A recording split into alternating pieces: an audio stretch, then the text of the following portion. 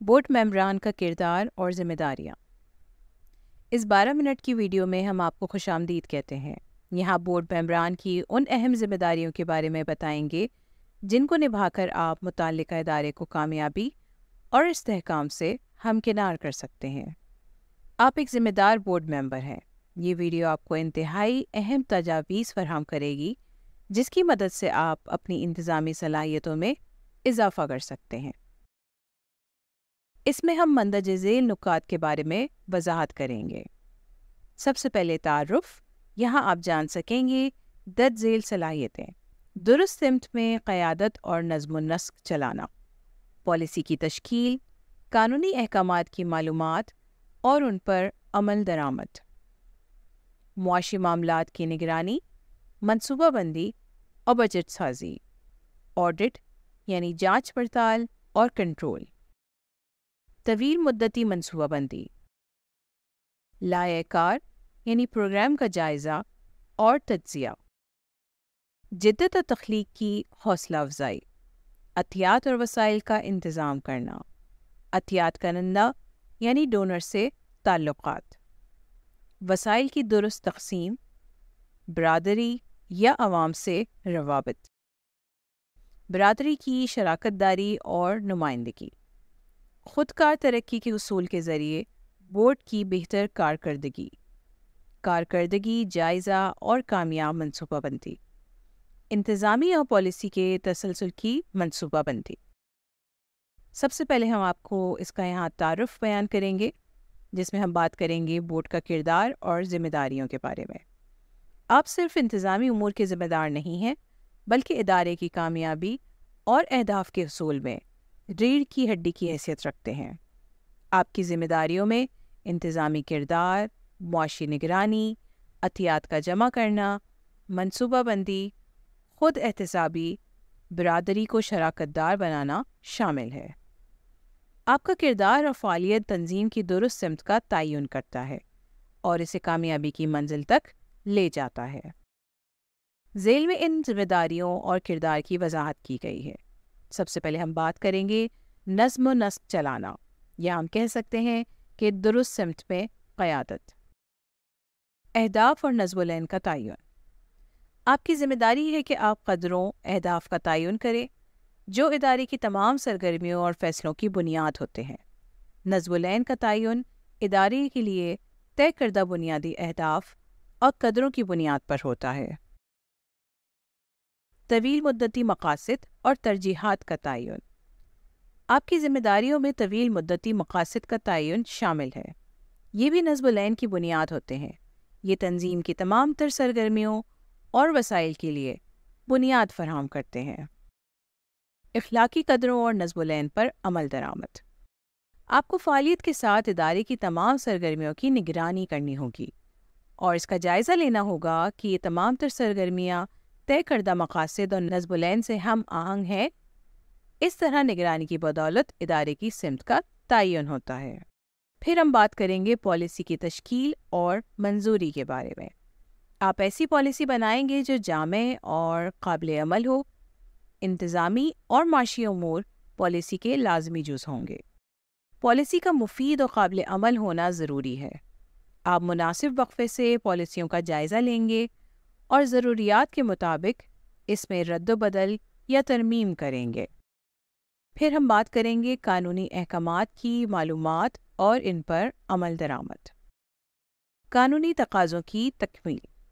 آپ دیگر تمام بورڈ ممبران کے لیے تمام قابل عمل قوانین پر عمل درآمد کو یقینی بنائیں گے، وفاقی، صوبائی یا مقامی، خصوصاً ٹیکس اور ملازمین سے متعلق قوانین یعنی کہ لیبر لاز کے بارے میں مکمل آگاہی اور عمل درآمد لازمی ہے۔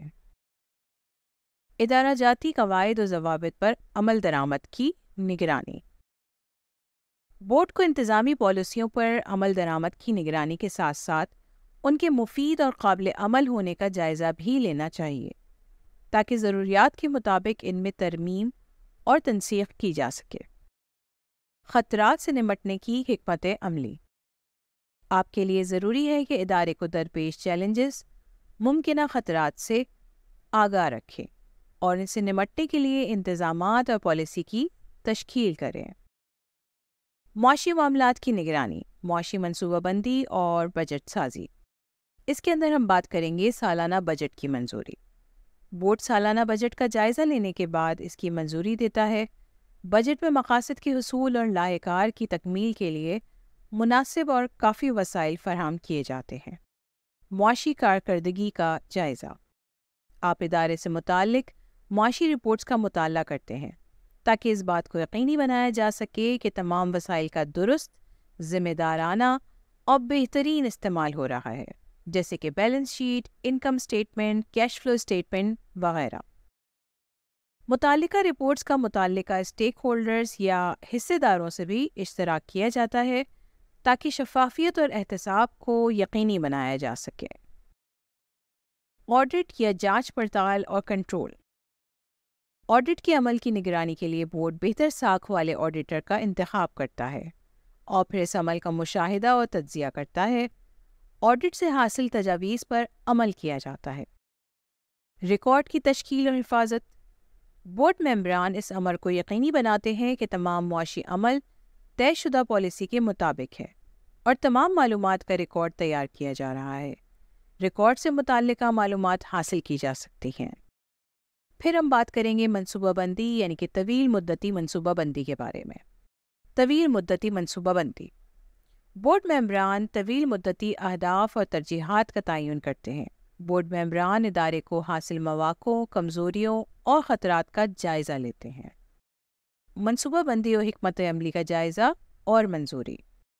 بورڈ ممبران غور و فکر اور جائزے کے بعد حکمت عملی کی منظوری دیتے ہیں، جن سے ایک واضح راہ یعنی کہ روڈ میپ کا تعین ہو سکے اور اس پر عمل کرتے ہوئے مطلوبہ مقاصد کا حصول ممکن ہو سکے۔ عمل درآمد کی نگرانی۔ بورڈ ممبران منصوبہ بندی پر عمل درآمد کی نگرانی کرتے ہیں۔ عمل درآمد کا درست انداز میں ہونا مثبت نتائج کے حصول کا سبب بنتا ہے۔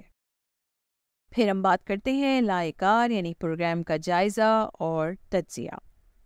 بورڈ ممبران لائحہ کار یعنی پروگرام کی فعالیت اور اثرات جاننے کی غرض سے اس کا تجزیہ کرتے ہیں۔ اس کو بھی یقینی بناتے ہیں کہ پروگرام طے شدہ اہداف اور نظم العین کی سمت پہ گامزن ہے۔ لائحہ کار کی فعالیت۔ بورڈ لائحہ کار کی فعالیت اور اثرات کو جانچنے کے لیے تجزیہ کرتا ہے۔ تجزیاتی رپورٹس اور ڈیٹا کے مطالعے کی بنیاد پر فیصلہ سازی کی جاتی ہے۔ پھر ہم بات کرتے ہیں جدت اور تخلیقی حوصلہ افزائی، جس میں ہم دیکھتے ہیں جدت کا فروغ۔ بورڈ جدت اور نئے تصورات کی حوصلہ افزائی کرتا ہے تاکہ نئے رجحانات اور مستقبل کی ضروریات کی تکمیل کی جا سکے۔ حکمت عملی کی تشکیل۔ بورڈ کو ایسی حکمت عملی بنانی چاہیے جس سے ادارے کی پالیسی فیصلہ سازی کا عمل لچکدار رہے اور مستقبل کی ضروریات کو پورا کر کے حاصل شدہ مواقع سے مستفید ہو سکے۔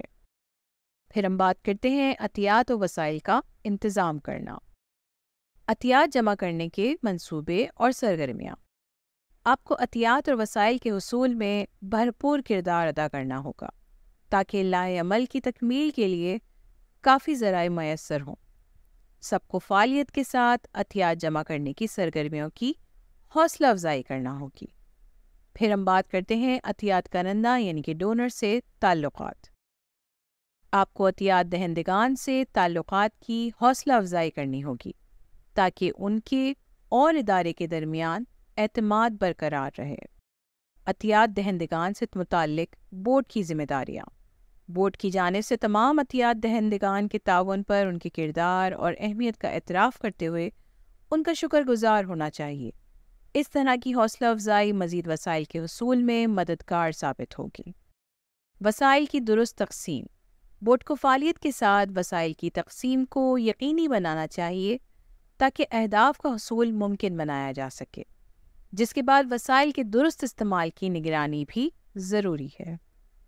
معاشی وسائل کا انتظام۔ آپ ان وسائل کے انتظام اور ان کی ذمہ داری کے ساتھ استعمال کو یقینی بنائیں گے۔ پھر ہم بات کرتے ہیں برادری یعنی کمیونٹی اور عوام سے روابط اور ان کی نمائندگی۔ ادارے کی نمائندگی۔ آپ ادارے اور برادری یعنی کمیونٹی کی نمائندگی کرتے ہیں۔ ادارے کے نظم العین پر عمل درآمد کو یقینی بناتے ہیں۔ شراکت داروں یعنی اسٹیک ہولڈر سے تعلق قائم کرنا۔ آپ تمام اسٹیک ہولڈرز بشمول متعلقہ حکومتی عہدیداران، کمیونٹی اور دیگر فلاحی ادارے اس بات کو یقینی بنائیں گے کہ ادارے کا ایک مثبت عوامی تاثر قائم ہو سکے۔ عوامی تعلقات اور مکالمہ۔ بورڈ اس بات کو یقینی بناتا ہے کہ ادارے کا ایک مثبت عوامی تاثر قائم ہو سکے، جس کے لیے عوام سے تعلق اور مکالمہ ضروری ہوتا ہے۔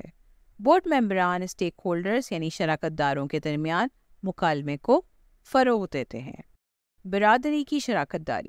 بورڈ برادری کی شراکت داری کی حوصلہ افزائی کرتا ہے، خصوصاً کمیونٹی میں سے رضاکاروں کی خدمات کو سراہا جاتا ہے تاکہ وہ ادارے کی سرگرمیوں کو فروغ دے سکیں۔